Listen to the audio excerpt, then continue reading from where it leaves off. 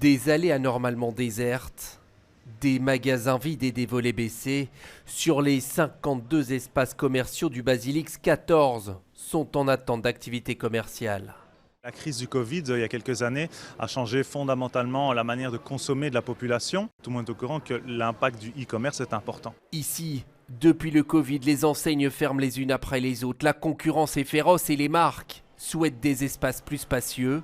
Restent les fidèles. On est là tous les jours, depuis le début. Ce shopping a très bien fonctionné jusqu'à quelques années. Et puis tout d'un coup, les beaux magasins sont partis les uns après les autres. Pour l'instant, c'est vraiment la catastrophe. On fait le tour sur 10 minutes de temps parce que certains commerces qu'on aimait bien ne sont plus là. Moi, je viens ici depuis toujours parce que j'habite le quartier, tout simplement. Et c'est facile, on sait mettre sa voiture sans payer. Des commerçants estiment qu'il faudrait attirer davantage de jeunes pour redynamiser les lieux. Mais ce n'est pas tout. Un autre facteur pourrait expliquer les départs. Les magasins ont fermé les uns après les autres parce que apparemment les loyers sont beaucoup trop chers.